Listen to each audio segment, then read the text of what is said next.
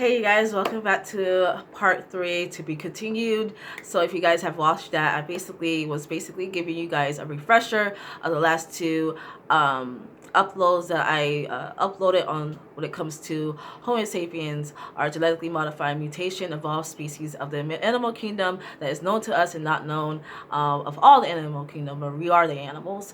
We are the lab rats. And for this video, I'm going to break down the whole lab rat part. What do I mean by that? So you guys should have a clear understanding of my terminology. If you don't, please watch my previous video before you watch this video. So my terminology that I said is level 1 is the non-participant variable, level 2 is the control variable, level 3 is the controller, and then beyond that it gets supernatural. I don't know the exact terminology for those type of levels. I just don't know it quite yet, but I know it consists of 13 levels of the Jacob's ladder of evolution that we can evolve to. I know it's 13. So level 13 is obviously source, aka the universe, aka God. That's level 13. Only one person is God. No one can evolve to level 13. Only one person has or is level 13. But anywho, the rest of any life form that exists, we are within this level, just below level 13. So right now I only have 3 levels that I basically discover and understand, which is level 1 non-participant, level 2 control variable, level 3 is the controller. Again, level 3 it has different levels within that as well. I feel like as each level that you come across, as you become, there's different levels that you can evolve to. It depends on the person, your willpower, your strength, your ability to discern, your ability to overcome any challenges, your genetic makeup, your bloodline, all that stuff. It depends on the individual and their family tree, their bloodline. Their bloodline is very significant. You have to have a certain genetic bloodline code to even evolve to a point where you can evolve that you never thought you could evolve to. So but either so, all life forms could only evolve I think up to 12. Well, no, because not everyone can be reach that level either. It just depends on your genetics, on how far you can go. So but I know only one person could be level 13. So we got that out the way. Those are my terminology. Those are my understanding. That's the refresher. Here, when I just said that we are the lab rats, and I'm going to dive deep into that. We are the lab rats. This whole time, we was the experiment. We was the experiment from the beginning, even though we're in the beginning at the same time. It's kind of strange. That's going to be a story for a different day. But yeah, we were the lab rats. Basically, we were being observed from other people who have evolved. That's where time get involved, meaning it kind of get a little confusing when it gets to this part, because how could that be if they started from where we started? They came from the same origin, but yeah, but not quite. So that's where it gets a little confusing in that part, because I said it's a lot of moving parts to this, so I still have question marks. Some of these things I have question marks for. I'm just sharing with you guys what I understand. But I know there are others who are more evolved than us, who have the ability to do certain things that we do not have the ability. We're like literally the babies, even like certain states, a certain extent that we are like food to certain beings that have evolved at a certain extent, because they see us as food. Like I saw visions of them eating us and shit. Like it was not cool, and I can't even fault them, because like look what we have done to the animals that exist now. Like if you're not a vegan, if you're a vegan, whatever, you have not done that. But if you are not, bitch, we're doing the same thing they're doing to us. And not all of them was like that, so I gotta make that clear too. Some of them was like on our side, that care for us, that love us, that watch us, that look out for us.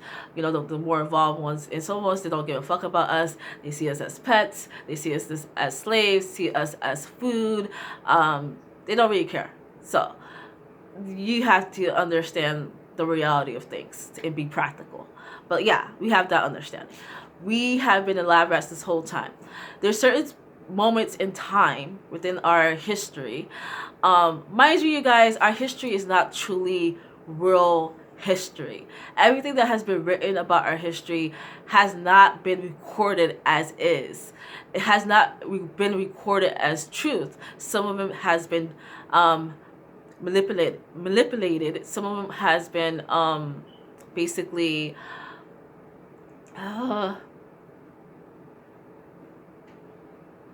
been like propaganded. I don't know if that's a word, but bitch, I know it's propaganda, but like, bitch, we're gonna call it propaganded. That's like, let's just be real.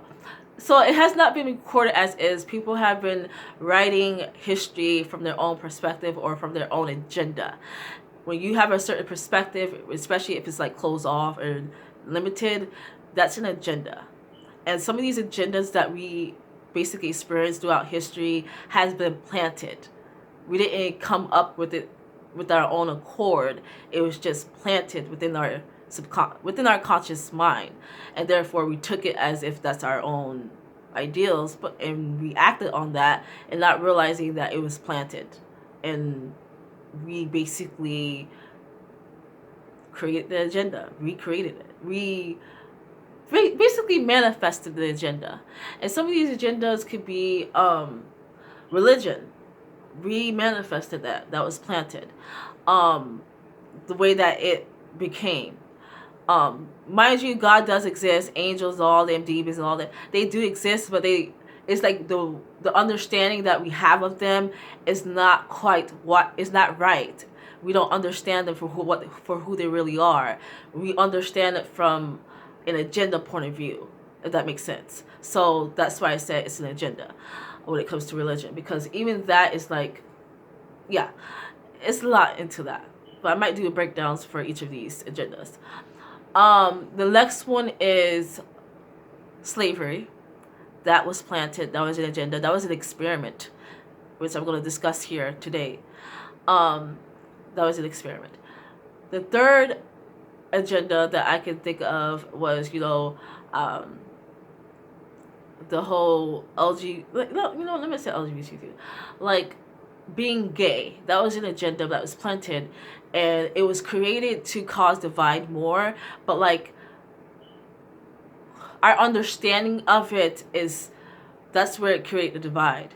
We didn't understand, and it's more into that, but that's an agenda. And I'm not saying like that we created being gay. No, that's not what I'm saying. I'm saying that we didn't understand what it meant, and therefore it caused a divide. Like, you shouldn't do that because other agenda connected to that agenda, therefore it created chaos. It created a divide within, I guess, the lab rats. We are the lab rats. It created a divide within us. Therefore, we didn't have the ability to discern, the ability to see what was really going on, that we were being experimented on. It was planted, and therefore we was just like fighting with each other and not understanding what's happening and understanding what it meant. It's just someone planted the seed, and it grew, and it manifested how we understand it from our perspective. Mind you, I've said that we are the babies, we are the lab rats. Therefore, these beings that planted the seeds, these beings that create these agendas, they had a higher understanding, a higher perspective. We don't. Our perspective is very limited because we don't understand what life really is, who we really are. That's the number one thing. We don't know thyself. So not knowing that, it was easy to manipulate us to manifest these agendas that they wanted us to manifest. And therefore, we create chaos out of it. And it created divide and separation. And not only that, it created other things with that, but basically, that's basically what I mean by that. So those are a few agendas I could think of. Diseases like AIDS, that was actually an experiment and also an agenda. That is not man-made. That is not Mother Nature made. I gotta make that clear. It was actually made, and that was an agenda. So diseases, slavery was a one big experiment.